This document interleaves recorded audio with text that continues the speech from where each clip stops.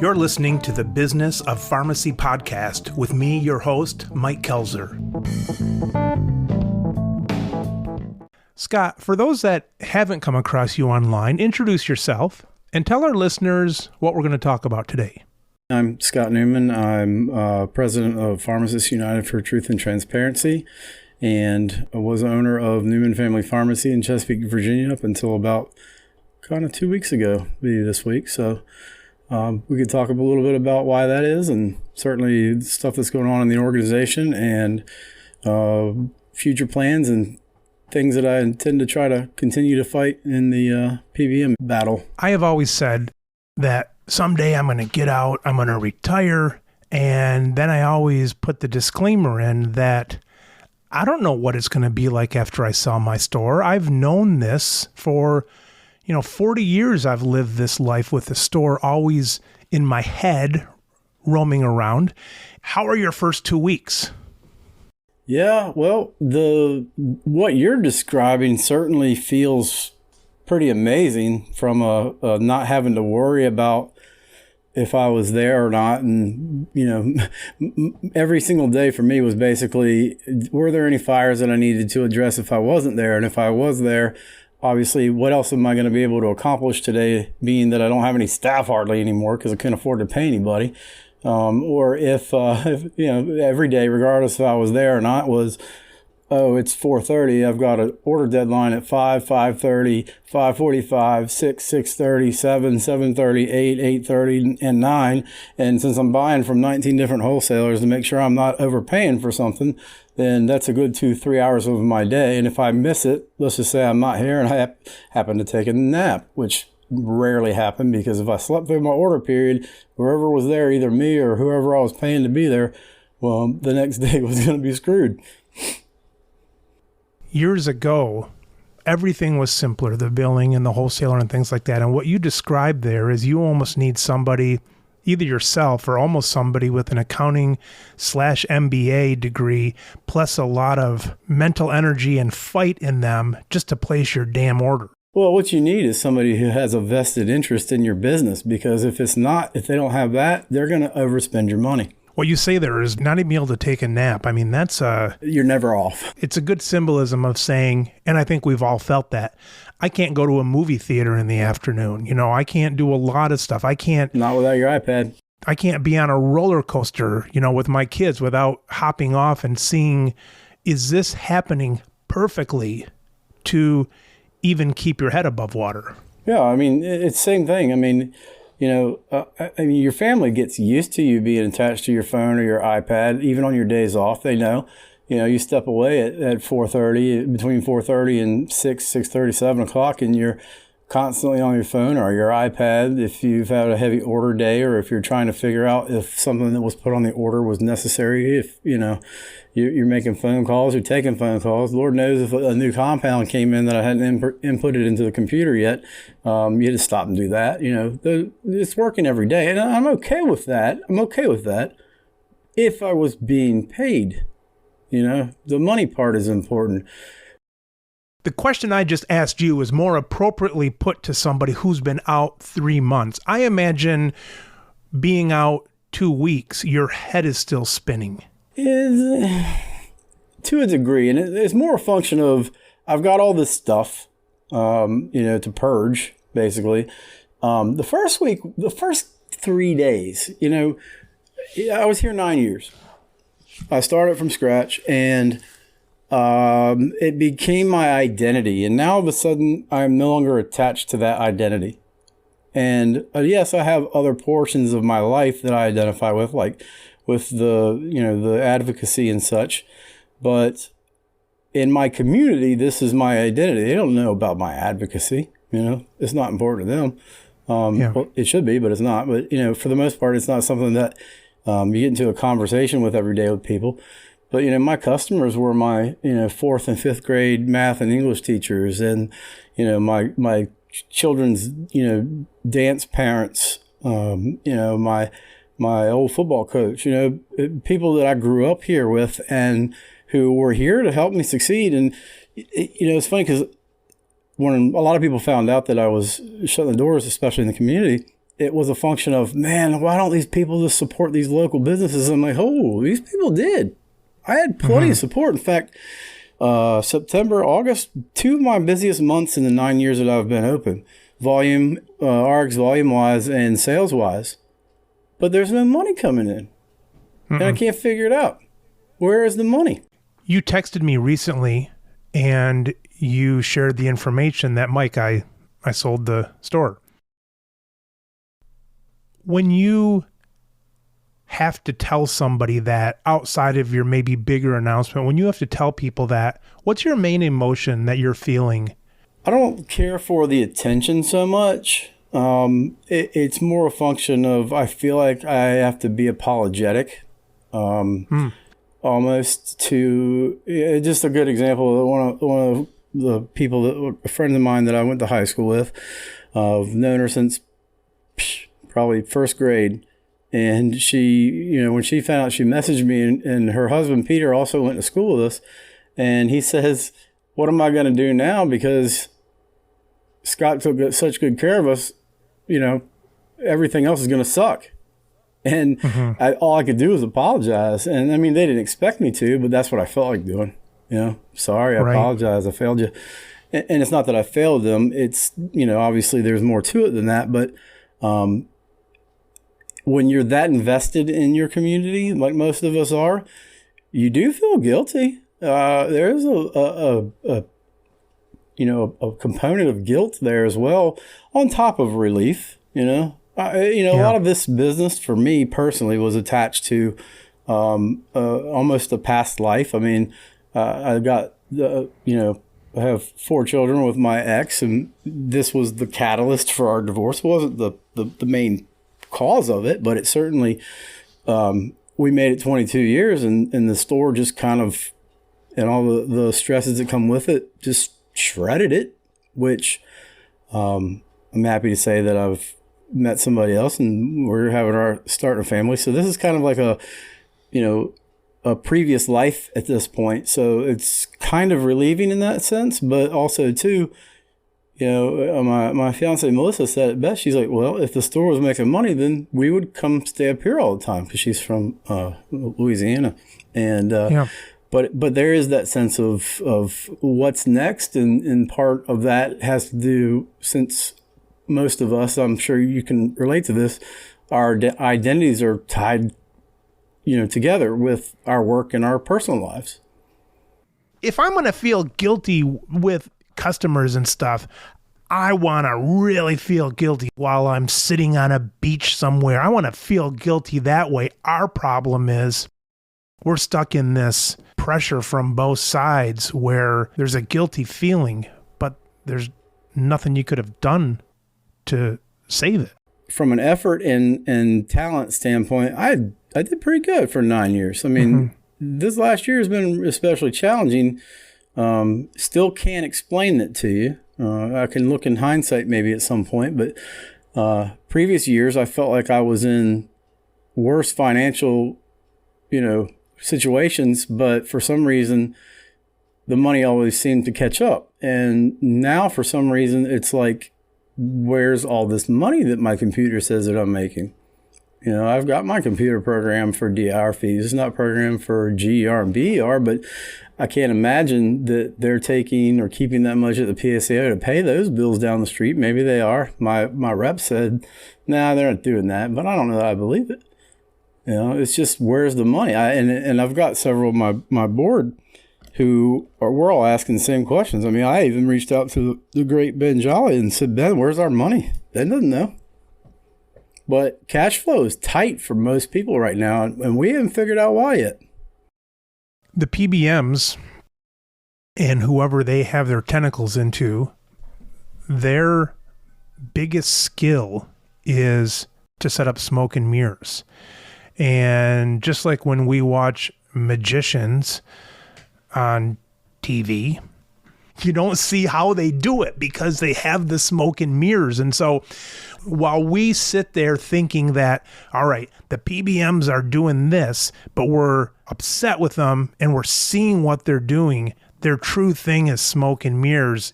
in a magical sense where you don't even know where the hell it went. Yeah, right now it is that way, very much so. As many resources as we try to have or figure out that we have to find out where our money is, I've not been able to find where it's go or why it's taking so long to come through back through to us. And I mean, just to give you an example, I've paid more in EFT and ACH, overdrafts and returns this year than I've paid myself. And that's never happened before. Like, I always hit one every once in a while when too many hands are at the cookie jar pulling out too many cookies at the same time, but never like this. I've gone, in the last 2 months before I closed, there were several weeks where I didn't have a positive freaking number in my bank account, and it doesn't make sense. I've got huge sales. I'm not overspending. There is some accounting for growth, but I took that into account because I have had some growth. That growth started occurring, 4 to 6 months ago. It's time for that to have turned over by now, and it wasn't. I just don't know where it is. Still trying to figure it out. We're direct contracting with insurance companies, so we don't use PSAOs anymore. And every once in a while, I'll get a check still from the PSAO. Mm-hmm. That's like, here's, X $1,000, and because of this reason or that reason, I just open up the damn thing and take the check out, and I throw the remittance thing away because it's like, it just reinforces that even these groups that are supposed to be figuring this out and explaining it to us, even they have our money somehow still from 15 months later. And it's like, if that never showed up, I'd have no idea that they owe it to me. I tell you what, the fact that you're in the situation you're probably not feeling like what some of us are that have, in fact, still have that relationship with PSAO and a primary. I think that those of us who have that type of relationship right now really understand what I'm talking about right now, because in your situation, which I think a lot of us either will end up doing before they do what I did, of course I had other reasons, but for the primary reason, if you want to survive, I think that you need to start direct contracting. You need to break away from a PSAO, and you need to stop filling stuff at a loss, I'll explain it here on the show for any non-pharmacist listeners, but in a nutshell, we were ordering in, let's say, $10,000 a night in brand name prescriptions. Mm-hmm. And then a month later, you'd get paid $9,000 for those $10,000. Now multiply that by 300 weekdays a year or whatever, and you've got then quickly $250,000 that you don't have anymore. Mm-hmm. And for me, it wasn't a decision between, is this going to be a great business decision going to generic only? It was like, no, the decision is, am I still going to have a pharmacy, or is it going to be generic only? Well, that's another thing. It kind of reminds me of the point that, we talk about expanding services and doing other things. At what point are we no longer a pharmacy? I mean, our primary sources of the majority of the money we invest, and I get animated about this because it really pisses me off, because pharmacy leadership in general, keeps pushing this cost plus model. And you know what? You're a bad business person if you're willing to do the whole cost plus. If you're going to invest the majority of your money, let's just say you're on the low end, $200,000 a month, to get $200,000 back, you're an idiot. Why are we pushing this crap at the national level, organization-wise? Because nobody in business in this country is expected to invest money that amount of money to expect no return. That really aggravates me. You're exaggerating a bit, because somebody who has $200,000 in costs is going to get $200,000 plus some. Are you exaggerating and saying that plus is just not worth it? That's like breaking even? Well, what's the plus? The plus is what, a $10, $15 dispense fee? So if I buy a drug for $15,000, I'm a good business person for making $15 on that. Because the cost pluses are usually a fee. It's not a percentage. That's what they're saying. Right. I gotcha. Right. I gotcha. I always say that to the guys at the pharmacy. you have to have percentages in there when you've got bigger products because you have a bigger chance for loss. You're putting more money out. You could have someone walk out the door with the wrong medicine and you can't take it back, or there's expired products and things like that. So yeah, I mean, it happens. We all end up with stuff that we didn't intend on opening or even putting a label on that we're stuck with. And you know what? To make a break even plus a $15 on any drug, to me, over $400, I mean, that even might be a little bit lofty. If it happens several times a week, that's several $1,000s that you're investing that you're going to get zero return on, yet alone break even. Come on, man. Break even as a business person is an asinine idea. Yeah, I forgot about that cost plus because they're saying it's a fee versus a sliding fee being a percentage. But that's what they're asking us to do and be okay with it. I'm not okay with that. That's why I think I'm a good business person. That's why I no longer own an independent pharmacy. You don't have to rub it in. So that's why people keep telling me congratulations, right? All right. So what was the straw that you said? And I know that you had other reasons and things. The main thing is financial. I mean, I just saw the writing on the wall. I mean, every one of us can bear down and try to make it another day. And for the most part, that's what I've kind of been doing, even while just negotiating, a deal to sell. And I'll be honest with you, man, I was probably about 2 weeks away from being in a bad spot. And, you buy from 20 different wholesalers and, they're not as kind as they were before the pandemic. They used to let you get away with being way over your account minimums and behind on your payment by several weeks. To some of them would be several months as long as you paid them something eventually. They aren't doing that any longer. They want their money the day of. And if the day is due, you don't have it for them, guess what? You don't get the order until you have it. And so, half of your wholesalers are waiting for that $150 payment from that one drug order that you made, and you couldn't pay the friggin' $150 drug payment at the 2 week or 30-day mark.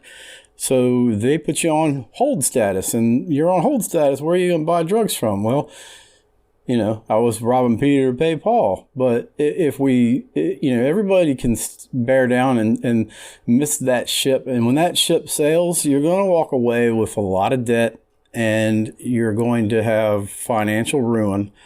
And I just felt like it was to the point that my business is worth less than it was this time last year already, because one of the major players, who I would, by the way, never have sold to no matter what, but at least the ones that bid for it didn't know this. But, CVS has a moratorium on buying pharmacies at least until the end of the year. So they weren't even part of the conversation. You got two other major players that, are still kind of in the game. One of them isn't all that fun to work with, and the other one doesn't necessarily offer you the most. But I feel like it was worth less.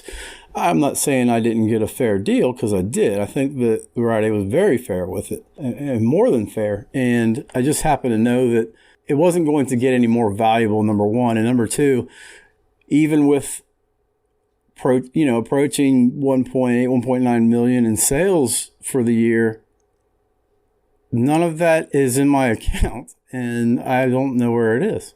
And I don't waste money.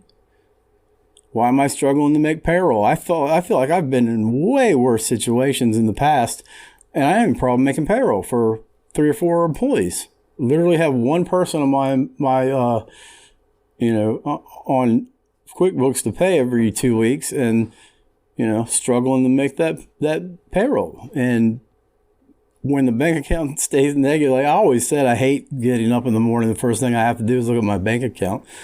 That was kind of my only goal for success, was not having to look at my bank account every morning. Well, it's gotten worse. So for me, the writing was on the wall.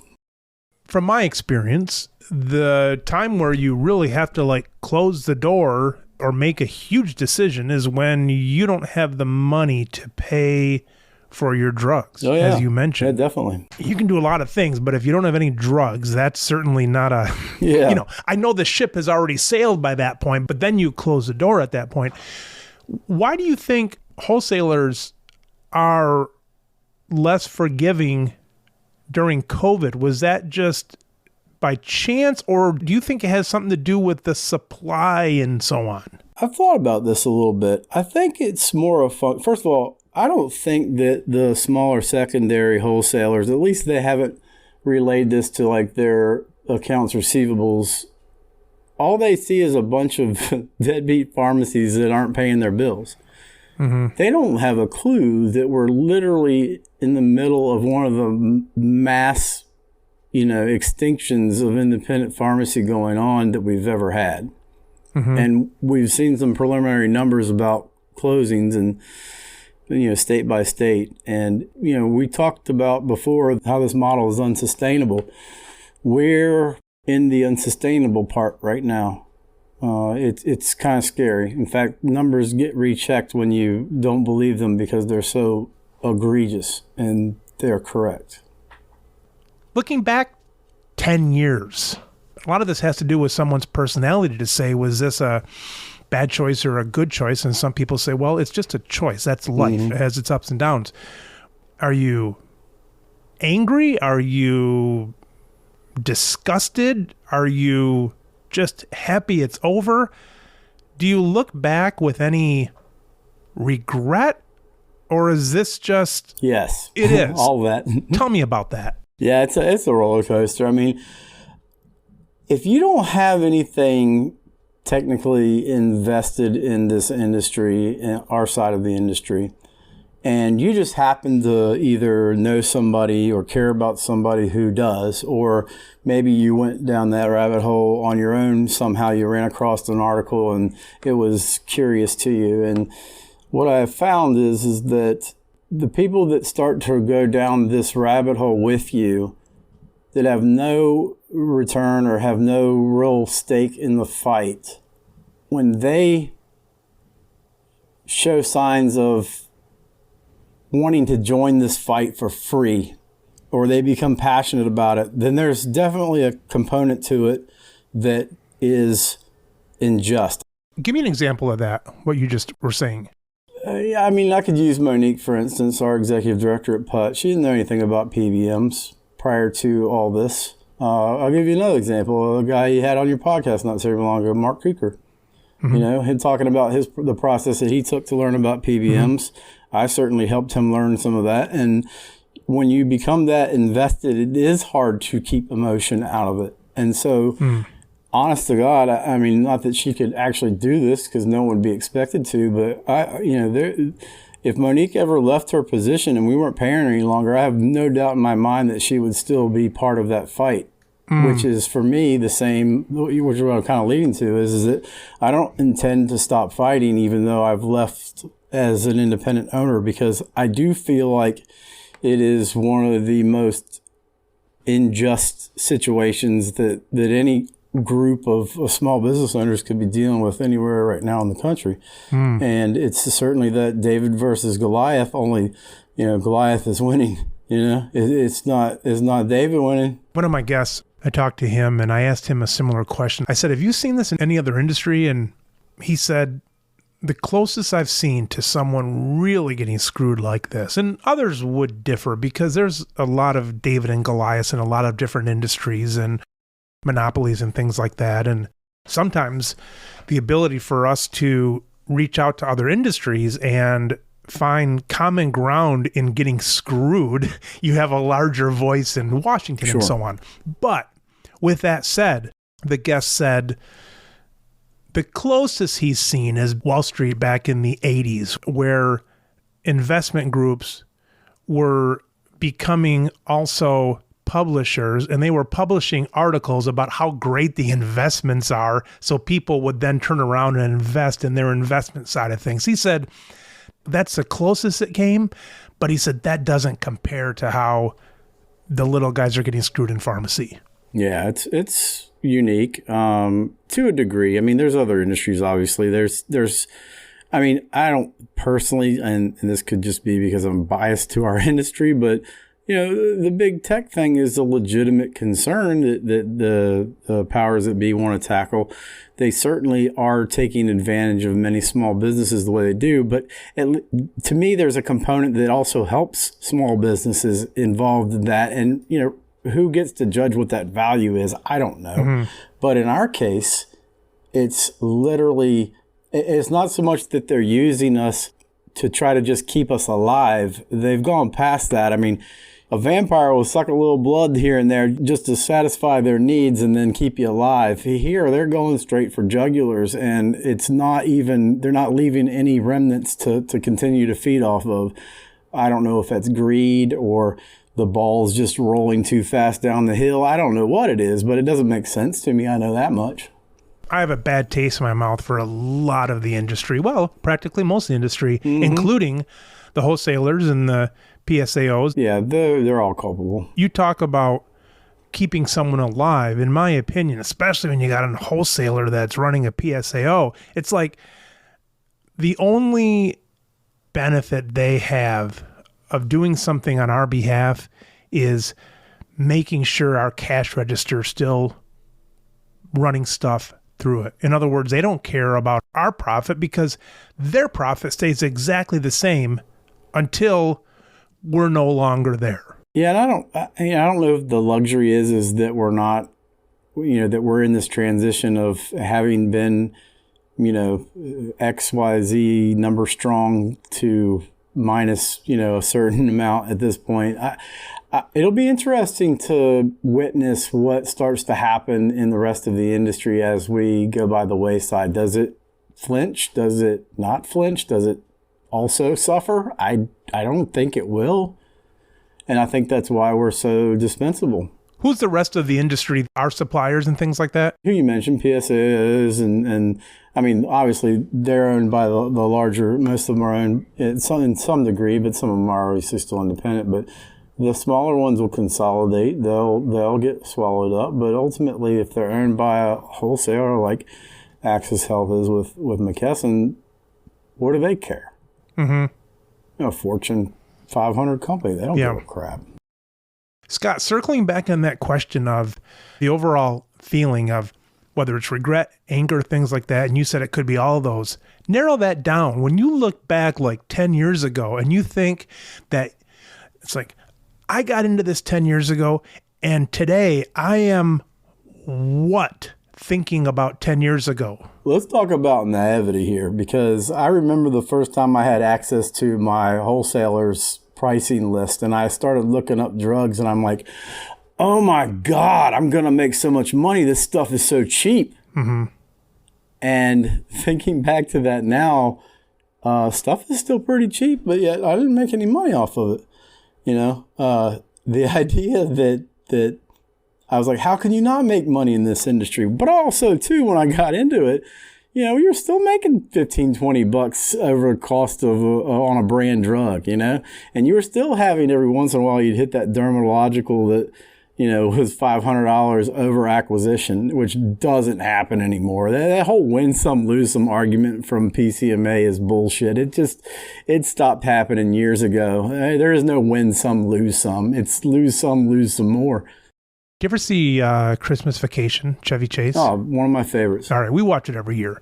In fact, my sons, as soon as the last one of them starts their Christmas vacation, so let's say it's December, anywhere from December 15th to the 20th or whatever, that night we have a Christmas vacation party.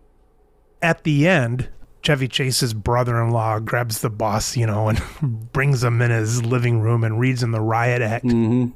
Don't give me a name, but if you were in that movie, who would you tell Eddie to grab? Not a name, but like the CEO of a PBM or the CEO of this or that or the publisher of this or that. Who would you grab and what would you be saying to them when they're in your living room tied with a big bow on them? That's a good one. I don't know the answer to that. I think that it'd probably be... I don't know. Let's make it simple. I would say the propagandists right now. I think it's the PCMA leadership and PCMA's mouthpieces. Pharmaceutical Care Management Association, PICMA, the guys that, lobby on behalf of the PBM industry. The PBM lobbying group. Yeah. Yeah, because basically they're, whether they believe what they're saying or not, it's mostly lies and half-truths. And the half-truths leave out some really important details. And that's a tough thing in advocacy for us to battle, is when something is true, but there's more nuance and that's not exactly the whole story. That's a hard thing to argue against. So yeah, that'd be who I did. I do a lot of transference of emotions, and I would probably get this guy there with the bow on him, and I'd be talking about how, because of you, I kicked the dog at my house. And he's like, well, Mike, that's your problem. But, if you could chew out the PCMA, how deep would you take it? Would you be like complaining that they hurt your family and this and that? Or do you divide that and say, well, you just screwed our business and that's my responsibility, the rest of it? If I were to just say anything at all, obviously, I don't know that I'd piss on them if they were on fire. So I'm hard to think about how I would engage in that particular way. But that must be a Southern term. You mean you wouldn't help them out at all? Right. I wouldn't even give them the time of day in general. But, gotcha. Here's a thought on that. I have a conscience, and I hate to use the word a moral compass about me, but I kind of like to be able to go home every day knowing that I've been fair, that I've not cheated anybody, that I've not said anything purposefully that wasn't true. I'm not a real religious person, but that stuff's important to my mental health in general. I have to live with myself. Mm-hmm. And my question to them would be, how do you live with yourself going home every day knowing that you're literally harming people, not only clients and patients and financially, but also the providers. You don't sell your plans to save money on the backs of the providers, and that's what's happening. And I just want to know. I mean, I often thought if I leave pharmacy, I could go work for PCMA and be a good lobbyist, right? They pay good money, but there's no way I'd ever be able to do that. I would not be able to live with myself. So I'd want to know, how do you go home and sleep at night? Some would argue, when they think about corporate America, they would say, well, those guys are just doing their job, and individually, they're good guys. They love their kids and baseball and America and apple pie. But yeah, I don't know. It seems like sometimes you just have to look at yourself and say, okay, I'm part of this organization, and that just doesn't seem right. Do you think they know? You have to be able to drink the Kool-Aid. I can't drink that Kool-Aid. That Kool-Aid wouldn't do anything. I think if they don't know, they're choosing not to know. And that's a very, very convenient thing to continue to go on and ignore it. But there are people that I'm sure have a conscience, and maybe we don't see those people anymore. Maybe that's why they aren't there anymore, or wherever they're. The ones that are seasoned, they should know better, or they're just that, convinced that we're the bad guys. Well, boo-hoo, Scott and Mike. Your business goes down. Businesses go up and down all the time. How can you sit here and attack some other industry just because your business has gone down? Devil's advocate. Yeah. Well, we signed the contract, right? I remember that talk with Mark that you had. Contracts of adhesion. Mm-hmm. Mike, contracts of adhesion. We don't have a choice. You want to participate, you sign the contract. Take it or leave it. You either sign it or you don't get to play. You're either going to not sign and go out of business tomorrow, or you're going to sign and go out of business. Maybe you don't even know the damn thing's happening over a 2 or 3 year period. Yeah, and also, too, I think that every one of us has a piece of us that wants to hold on for change. I would love to have been able to stuck it out to see if we get anywhere with this. I believe that we will. Unfortunately, I've made this prediction in the past. We're going to lose half of the independents in the country before I think anybody starts to do something. It's going to cost a whole lot more money for the government to do it at that point, to put it back. Who are those that can stick around, number one? Number two, would you recommend that anybody sticks around? I think that the more established pharmacies that, may have been able to make a little bit of money and put it away.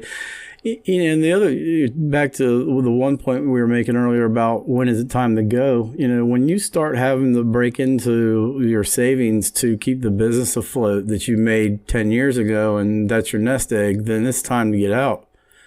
Or if you recently, I sold one of my automobiles because the climate was good for used cars, and I made about 10 grand over what I owed on it. And I was happy about that because my truck needed new tires, and I owed my daughter a little bit of money from working this summer, and she's away at college now. And lo and behold, the day after I got the money from it, I put it back into the bank for the store.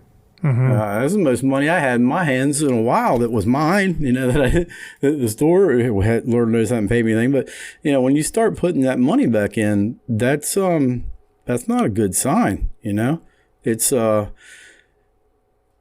It's this expectation that, I don't know however many of your listeners out there, this is what they were meant to do. And this is what they were, how to put it, that their passion lies with this, right? Because my father was a pharmacist, but he wasn't an independent owner. Yeah. I was the independent owner, but I thought this was my passion, and I thoroughly enjoyed doing it. Now, with the PBM issue, I've obviously found a second passion in the advocacy side of things, but it's not the same type of fulfillment, if you know what I mean. Mm-hmm. It's one of those things that feels like it's built out of necessity versus desire. And even though I like it, I would much prefer to still be serving my community here in my store. Mm-hmm. Up to this point so far, with things that have solidified, what are some anxieties that you look back on and say, I didn't have to worry about that. I was looking at 10 different scary roads and there was only one scary road in the end, that kind of stuff. What's something you look back on and said, I just didn't need to worry that much about that? I don't worry too terribly much, which has been a very beneficial, inherent trait that I have going through this process is for the last 9 years. But I would say that just being an independent owner has taught me even more how to not really sweat things. And, there's lines that the business forced me to cross when it came to paying, when I paid somebody or what I've had to ask of somebody or, what I've had to explain to somebody that I never in a million years would have ever thought I would be able to do or would have to do. And so, being that I've done those things and in the moment they were out of necessity, so I didn't feel guilty about it necessarily or too bad about it. Obviously a little bit, but the anxiety goes away. It's almost like being in a war-torn country, Eventually the gunfire and the bombs stop making you flinch. And that's kind of where I'm at. Sometimes I question myself. I'm like, is this going to bother me that I had to do this or make this choice or treat this person that way or so on? And I think we're really hard on ourselves, forgetting that we've got this tremendous pressure coming from the other side. And I guess the only thought that comes to mind would be my kids would say to me, how could somebody jump out of the building on 9/11? How could they do that? I'm like, well, I don't know if so much they were jumping out of the building. I think more they were jumping away from the fire. You know what I mean? It's like there's so much pressure. Yeah, and then there's the perspective of, taking something that's completely out of your control and controlling it to what degree you can. Yeah. If I had a choice between, burning it at the PBM's hand or jumping out the window and free falling to wherever I land, that's what I'm choosing. Mm-hmm. Let's say someone is just speeding ahead and they don't even want to think about selling. How long did it finally take before you said, I'm selling, and you signed the bottom line? For me, and I imagine a lot of people are like this as well, we've already mentally prepared for that moment many, many, many times before. And not so much as a practice run, but you know how you run things through your brain. Right. As to how it will go. I was very much already in the mental, in the mindset that I've already run through my head so many times that this is no longer practice. And so it didn't take a whole lot for me. I was afraid I'd miss it and be too late. I can tell you that much. So I was constantly aware of, what does it look like? Do they put locks on the doors? Does the landlord kick me out? Do all my wholesalers stop supplying me? Am I literally unable to fill people's orders? And I didn't ever want to get to that point. I could talk my way out of a lot of things, but when it gets to that point, you're kind of either you've already started the process, which can be a process. It's not a quick thing. And if you don't time it right, you may miss the ship. And if you miss the boat, then there's a good chance you're going to walk away here with a lot of financial burden and a lot of debt. Missing the ship would be losing too late because you've got a customer base, and that customer base isn't worth much if there's a lull of a certain time because they're going to go somewhere else. Yeah, well, when you start declining in business because of those reasons, I mean, you can still keep the doors open as long as the landlord lets you, but if you can't service your clients, eventually they're going to matriculate elsewhere, and every one of them that walks out of that door with 5 prescriptions you do a rough guesstimation at $17 a script. You start to lose a lot of value. So I didn't have the desire to explain to people, that I can't afford to keep you as a customer, or I can't afford to order that $1,200 drug. And as it became more difficult, I had already had the process started because it felt different this time. I don't know if I can explain that any better than that, but, everybody in this industry has gone through a difficult or a financial strain or trying to do the next thing to keep, things are running and growing. And I've done that as well. And it just felt different this time. Like in the past, I could blow money on something that may grow the business in a year and it may pay off. But the money would just kind of fill back up a little bit, even though I wasn't really profiting or keeping any for myself or putting any away. I could still pay my bills. This time, I'm literally not doing anything with my money other than repurchasing drugs. I'm not even buying front-end products. I'm not even buying CBD because I can't afford to. I'm literally buying drugs to keep up with the next person's order tomorrow. And even that's hard. And to me, it just felt different. The money was not coming in like it would before to replenish what I maybe haphazardly spent on a new product line or something. There was no idea of investing in the business anymore because there just wasn't anything to invest because it wasn't filling back up after I spent it. Going back 5 years, would you say, why didn't I do this or that? Or still, was it worth being in the fight 5 years ago? I know you couldn't have changed the ocean of what pharmacy's doing, but would you have changed your ship or maybe a different direction of your ship or anything? Or is it like, no, I was still full speed ahead? Yeah, I don't think so. And here's why. Because I worked for a chain for 15 years. And by the time I was ready to leave there, things were starting to get to that point where, I can't even imagine what it's like there now based on what I read and what people tell me. And I was really good at that. That wasn't something that I felt the micromanagement and the cutting and the extra works and such coming on when I left, to the point where some of it was ridiculous. Like it didn't make sense to me.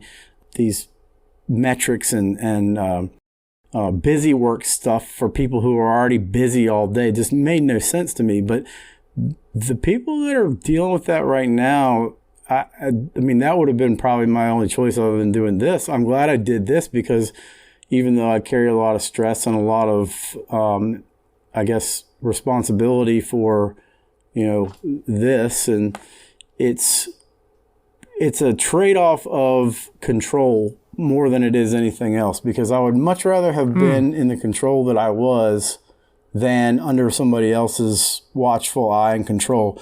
And my stresses are different than those stresses would have been for those guys. Like, those guys literally go to work every day wondering if they get to keep their job. You know, I never enjoyed working in an environment where I thought that there's any reason that I could get fired that day, or I didn't have any control over that outcome. And so for me, I think that I definitely don't look back and regret it. I don't think that I accomplished enough of what I would like to have had I had the financial ability to do so. And if I had, I don't know that the outcome would have been different. It may have been delayed, at least under the current climate. It sounds to me like the advice that you would give yourself would be, you don't have to look back too far. You don't have to look too far in the future, because you're resourceful and you have options, whether it's in pharmacy or making other life decisions for yourself. But I would say, well, Scott, you're the leader and you're kind of jumping off the Titanic. So do we all follow? Is this like prophetic? Do we all go? Or is there still some things being done that you can say, Mike, settle down? One option might be leaving the industry, but there still are some other options, and here's what they are.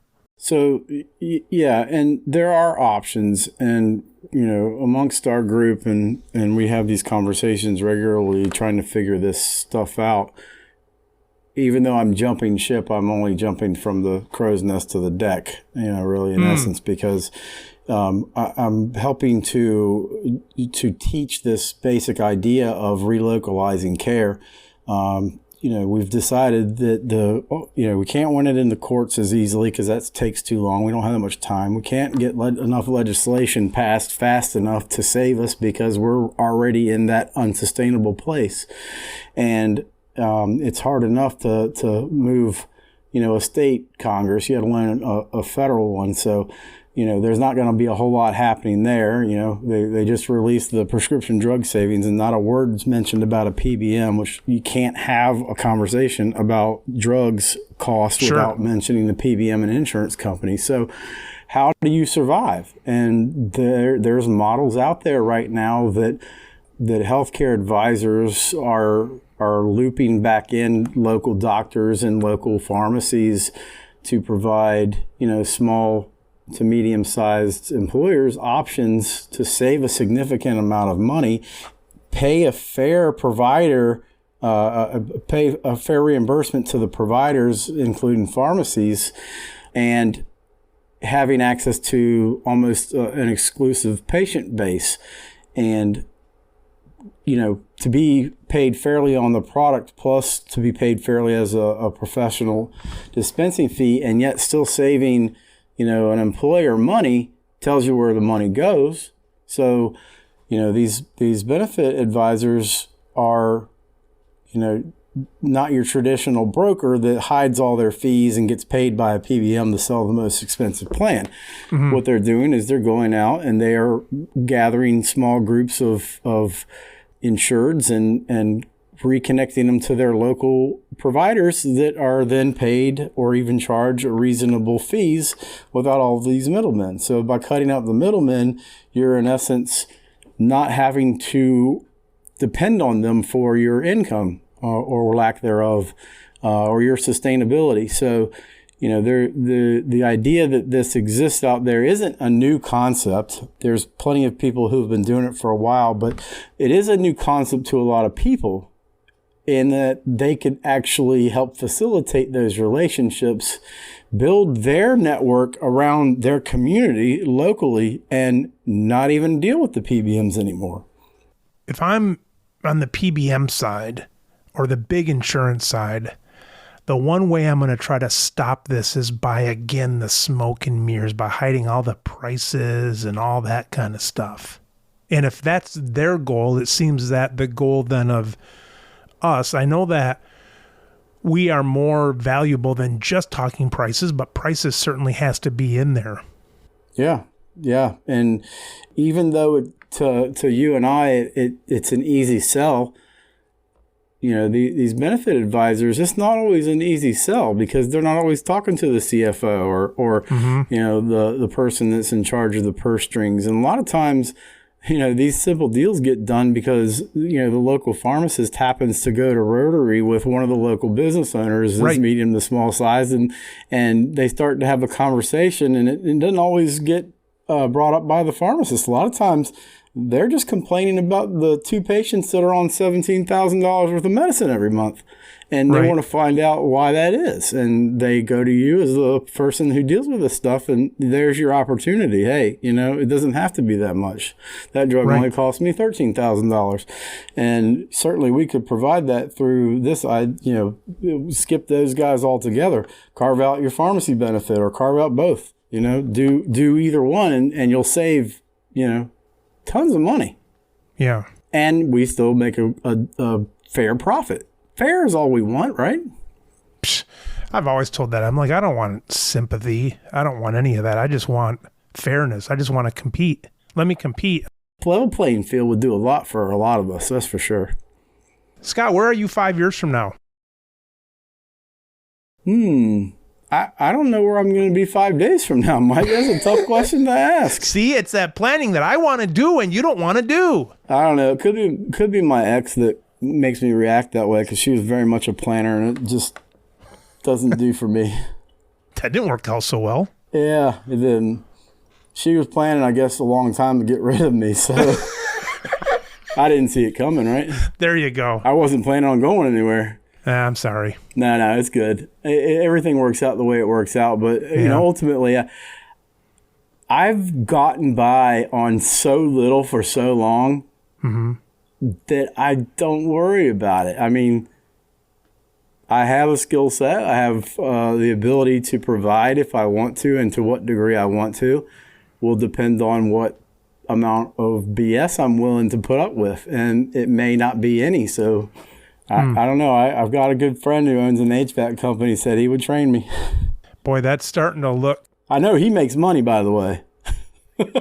If you told a pharmacist now, you could practically put about any industry in front of them and say, it's not going to be much, but you're going to know where it's coming from. You're going to know how much it is, and there's not going to be someone in the middle siphoning it off.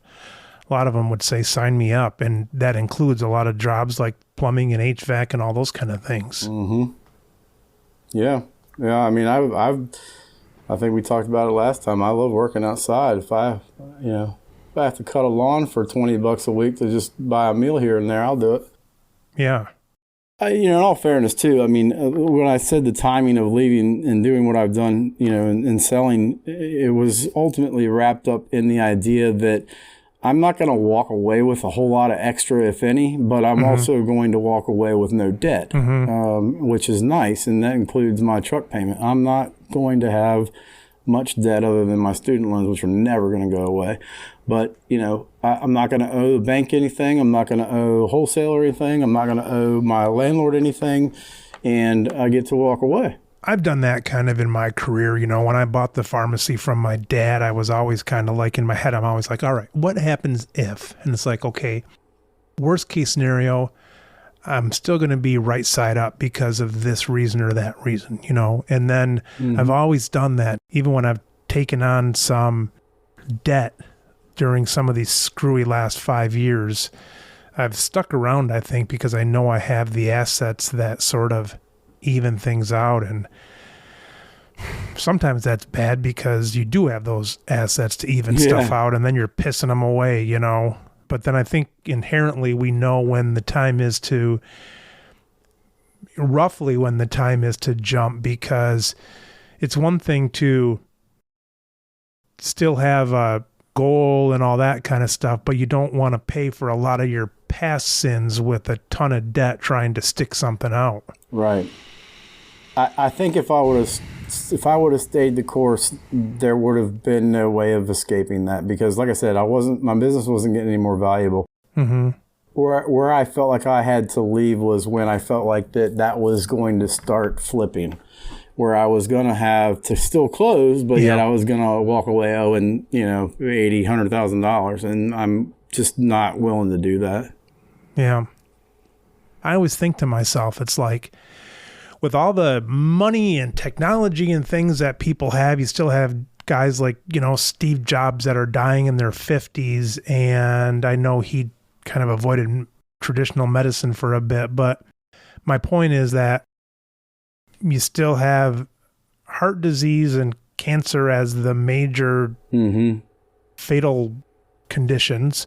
And medicine in some sort is always going to play a part in it, because you're not going to cut someone open every time.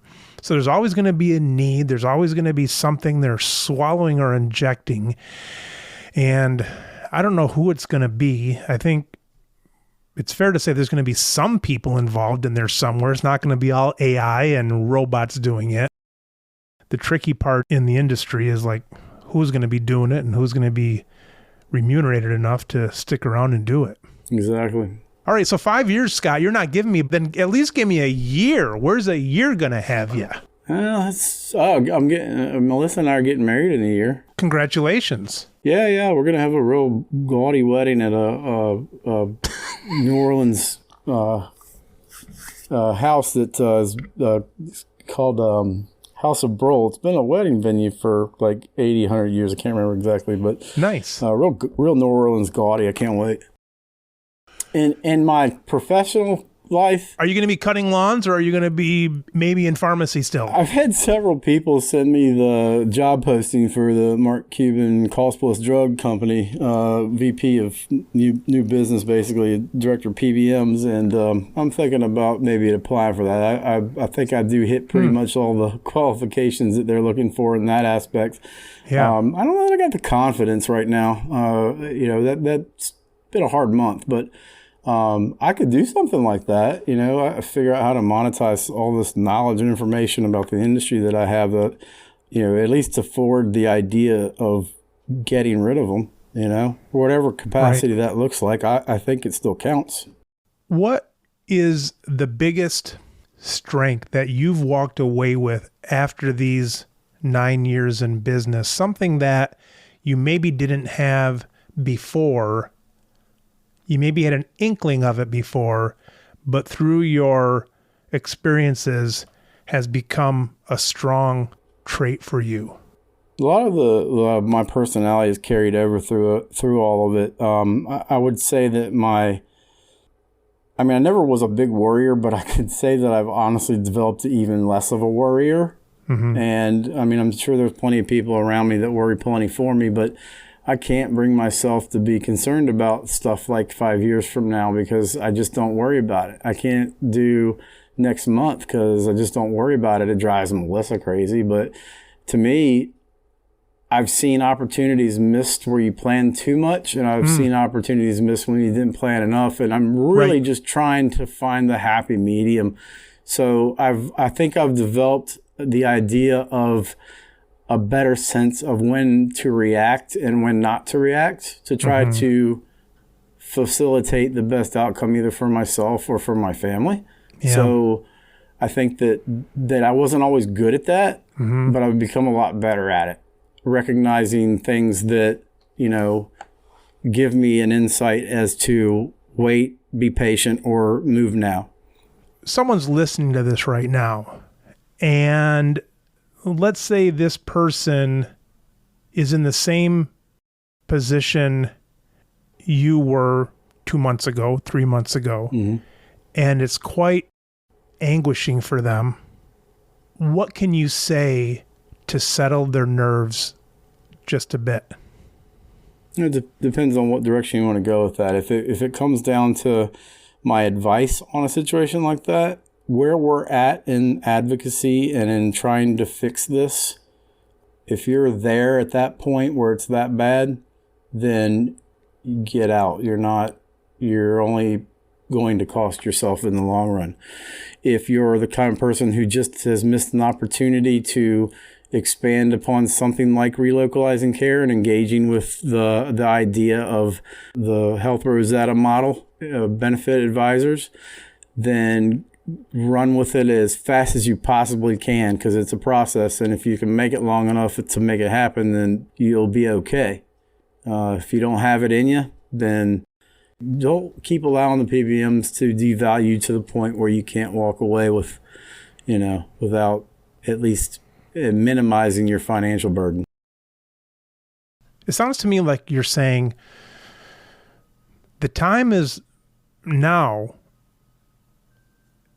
that you have to look inside of your individual self and be saying, do I have both the energy and the skills to do something? And then what kind of skills would those be? In my mind, it's like, you better have some pretty damn good sales skills. But keep in mind, Mike, this isn't your father's pharmacy anymore. It's a different world. Just because you have the skill set to open up a pharmacy and get it off the ground and even maintain it for a number of years from a in business standpoint, that's not going to cut it going forward, unfortunately. And I think that if you're not out there creating a different model, or if you're not willing to, then you won't make it. I wasn't really willing to. I'd rather teach it. Better coach than I am a player in this aspect. I could open up 1 million pharmacies and they could all run just fine as long as there was financial support and there was a profit to be made. But the skill set's different. You really have to have a broader perspective of, or a certain level of desperation to get out there and do something to change your business model. And I hate that the conversation seems a little down and gloomy. I mean, it's just the kind of month it's been for me, but all too often we fall victim to the cheers and the hoorahs and the exemplary 5 people out there that are doing wonderful things and they get all this attention. I've never been a big fan of that. I'm more of a realist. And for the majority of us that are out there owning pharmacies, I'm the regular Joe. And regular Joes are probably, either they haven't come to terms with it or they're not willing to change to make the inevitable not happen. And I don't blame anybody. I don't think that that's their fault. I just think that you're a victim of the circumstance, just like me. And if you're uncertain, find somebody that can explain that to you. Or if you're uncertain if you think you can do it or not, then you probably aren't going to be very successful with it. You've really got to have your mindset that it's bust or succeed. And if you're going to throw in like that, then you've got to be the kind of person that's willing to hear a bunch of no's and hopefully a yes. It's a different type of selling tactic, that's for sure. Let me throw this out, and I might be way off. Let me get your take on it.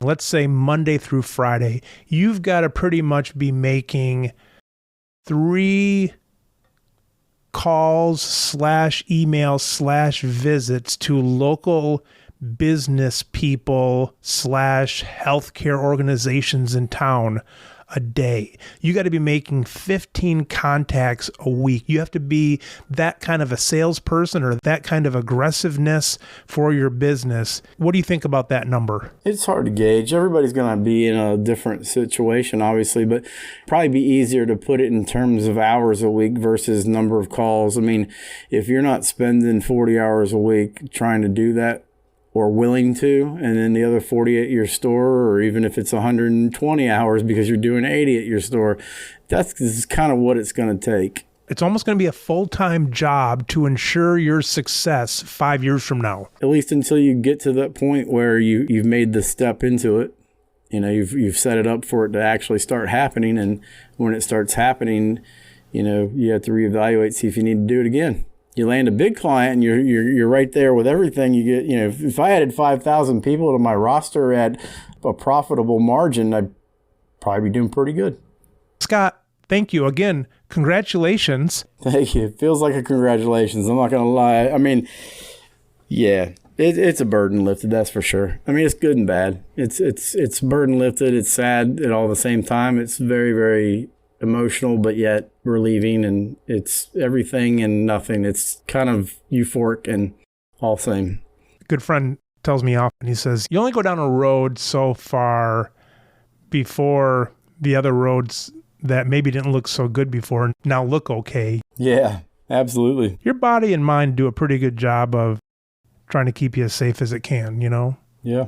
All right, Scott, we're going to get you on to talk about PUTT coming up. Yeah, let's do it. Because we had a lot of personal stuff to talk about here with your changes, but we're looking forward to getting you on soon to talk about PUTT and all the great stuff that they're doing. So until that time, Scott, thank you. Thanks, Mike. Talk to you soon. All right. You've been listening to the Business of Pharmacy podcast with me, your host, Mike Kelzer. Please subscribe for all future episodes.